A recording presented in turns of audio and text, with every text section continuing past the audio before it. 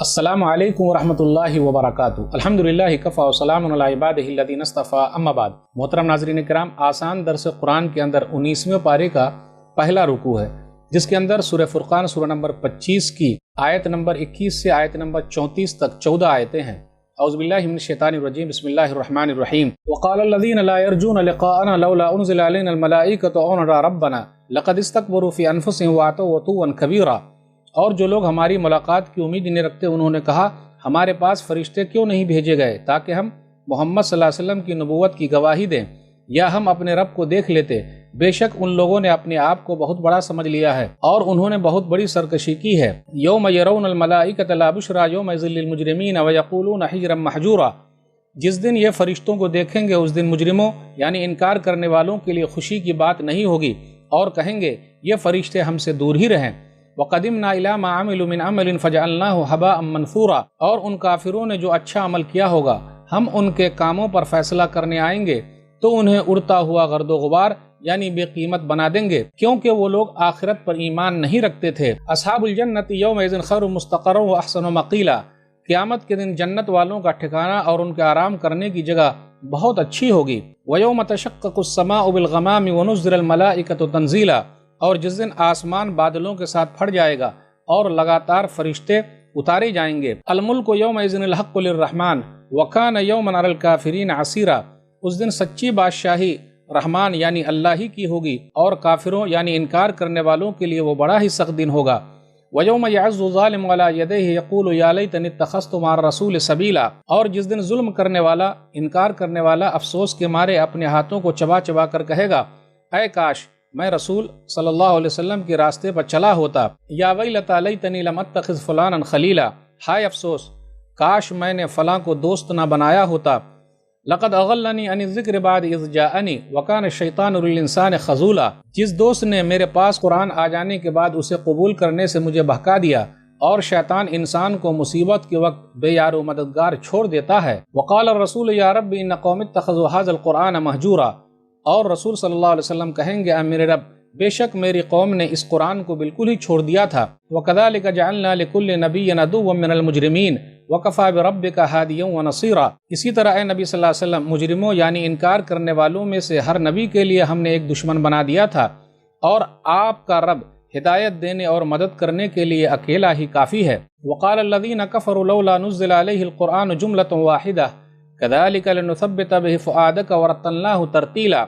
اور کافروں نے کہا محمد صلی اللہ علیہ وسلم پر پورا قرآن ایک ہی بار کیوں نہیں اتار دیا گیا؟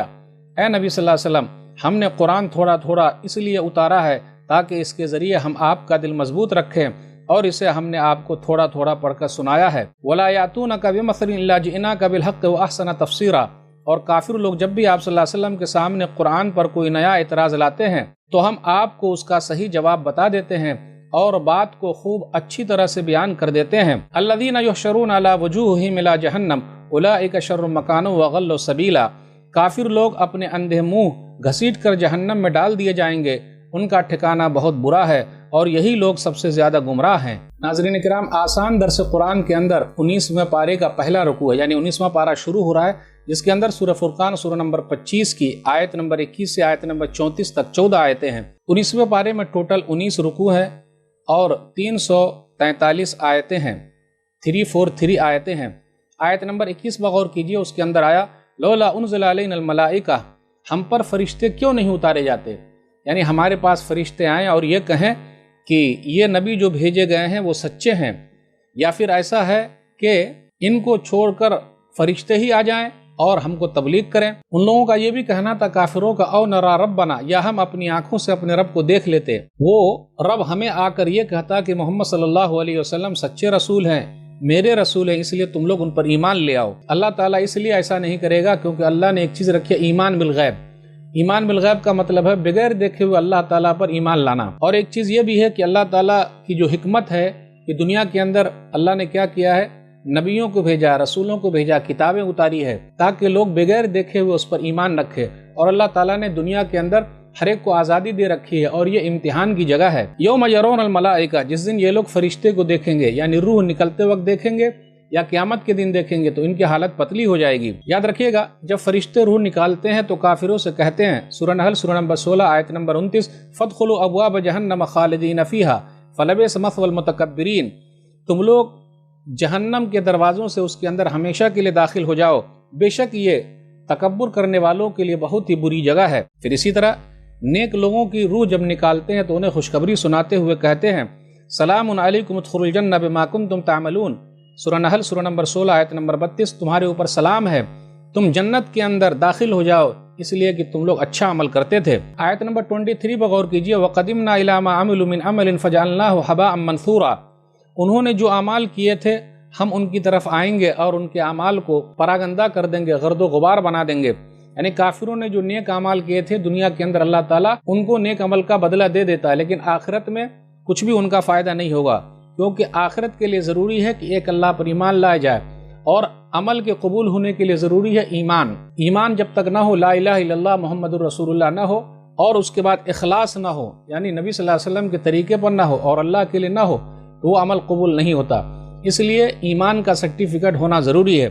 دنیا کے اندر اللہ تعالیٰ کافروں کو دے دیتا ہے، ان کے نیک عمل کی وجہ سے ان کو دنیا کے اندر بہت ساری چیزیں دے دیتا ہے، لیکن آخرت میں ان کو کچھ نہیں ملے گا۔ آیت نمبر 27 اور 28 پر غور کیجئے، وَيَوْمَ يَعَضُّ الظَّالِمُ عَلَىٰ يَدَيْهِ يَقُولُ يَا لَيْتَنِي اتَّخَذْتُ مَعَ الرَّسُولِ سَبِيلًا، جس دن وہ اپنے ہاتھوں کو چبا چبا کر کہے گا، کاش کہ میں رسول کے ساتھ کسی دوسرے کو دوست نہ بنایا ہوتا، کاش کہ میں فلاں کو دوست نہ بنایا ہوتا، یعنی رسول کے راستے پر چلتا۔ اس سے یہ پتا چلا کہ رسول اللہ صلی اللہ علیہ وسلم کے طریقے پر چلنے ہی میں کامیابی ہے، اور اس سے یہ بھی پتا چلا جیسی سنگت ویسی رنگت، اچھے لوگوں کے ساتھ رہیے تو اس کا فائدہ ہے، برے لوگوں کے ساتھ رہیے گا تو راستے بھٹکا دیں گے۔ آیت نمبر 30 پر غور کیجئے، وقال الرسول یا رب ان قوم اتخذوا هذا القرآن مہجورا، کل قیامت کے دن رسول کہیں گے، اے میرے رب، میری قوم نے قرآن کو چھوڑ دیا تھا۔ قرآن کو چھوڑنے کا مطلب کیا ہے؟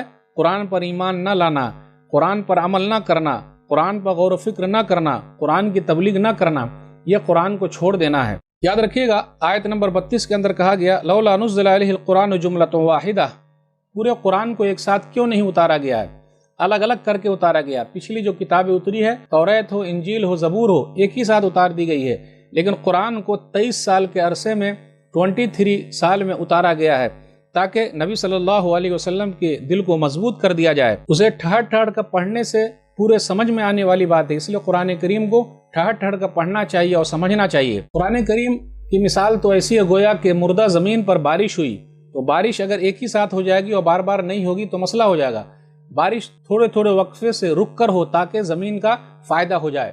تو ناظرین کرام، آج کے درس میں بس اتنا ہی۔ اللہ تعالیٰ سے دعا ہے کہ اللہ تعالیٰ ہم لوگ قرآن کریم کو پڑھنے، سمجھنے، عمل کرنے اور لوگوں تک پہنچانے کی توفیق دے، آمین۔ والسلام علیکم ورحمۃ اللہ وبرکاتہ۔